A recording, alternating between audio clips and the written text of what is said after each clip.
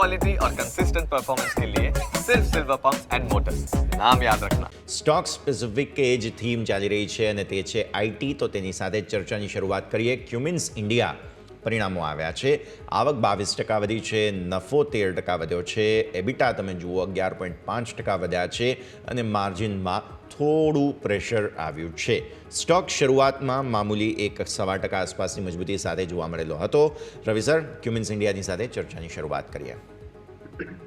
ઝડપથી ક્યુમિન્સ ઇન્ડિયાના પરિણામો સારા હતા, બધા ફ્રન્ટથી સારા. ખાલી એક એબિટા માર્જિન છે અપેક્ષાથી ઓછું રહ્યું અને એના હિસાબે થોડું હાયર લેવલથી પ્રોફિટ બુકિંગ આવી ગયું છે. ગેપ અપ ઓપનિંગ હતું 3067 અને 90નો હાઈ કરીને અત્યારે 100 રૂપિયાનું કરેક્શન આવી ગયું છે. મારા હિસાબે જે બેઝિક સપોર્ટ છે અને 2880નો બહુ સ્ટ્રોંગ સપોર્ટ છે. જો આ સપોર્ટ આસપાસ કે 2940થી 50 એ મળી જાય છે, મારા હિસાબે આ એક સ્ટોપ લોસથી પણ ખરીદારી થઈ શકે. ઉપરની બાજુ મને એવું લાગી રહ્યું છે અત્યારે માર્કેટમાં શરૂઆતી પ્રોફિટ બુકિંગના હિસાબે સ્ટોક નીચે આવશે. ફરીથી તમને 3200 સુધીના ટાર્ગેટ ક્યુમિન્સમાં મળી શકે છે. સો ક્યુમિન્સ ઇન્ડિયા તમને હજુ પણ આગળ 3200 સુધીના ટાર્ગેટ્સ બતાવી શકે, તેના માટે થઈને ધ્યાન પર રાખો. નેક્સ્ટ સ્ટોક અત્યારે ફિલહાલ ખાસ તમારો રડાર પર અહીંયાથી હોવું જોઈએ, તે છે CCL પ્રોડક્ટ્સ. અહીંયા પણ સમાચારોને લઈને એક્શન બનતું જોવા મળી રહ્યું છે. સ્ટોક નીચે અત્યારે 3% આસપાસ અને જે આવક વધી છે પણ સામે તમે જુઓ તો બાકી નંબર્સની ઇમ્પેક્ટ થોડું સ્ટોકમાં પ્રોફિટ બુકિંગ આવ્યું છે.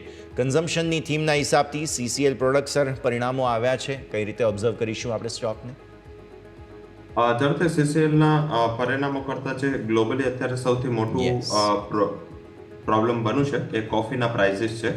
કૂદકે ભૂસકે પ્રાઇસ વધી રહ્યા છે અને એક્સ્ટ્રા ઓર્ડિનરીલી આ પ્રાઇસ વધી રહ્યા છે. હવે આ કંપનીઓને પહેલા તો થોડું બેનિફિટ હતું ટાટા કન્ઝ્યુમર આ બધી કંપનીઓને, પણ હવે એ બહુ મોટું હર્ડલ બની ગયું છે. તો ડિસ્પાઇટ ઓફ સારા પરિણામ અહીંયા એ જે રોજ મીન્સ કે ગઈકાલે પણ કોફીના પ્રાઇસે નવો રેકોર્ડ બનાવ્યો, તો જ્યાં સુધી અહીંયા કોઈ મોટું રિવર્સલ નહીં જોવા મળે, મારા હિસાબે આ કરેક્ટિવ મોડમાં રહેશે. થોડું આને નવી ખરીદ માટે અવોઇડ કરું છું. આમ પણ જે FMC છે ને કન્ઝમ્પશન ડ્રીવન સ્ટોકમાં જે બઝિંગ બન્યું હતું બજેટના હિસાબે એ થોડું હવે ફિઝલ આઉટ થઈ રહ્યું છે.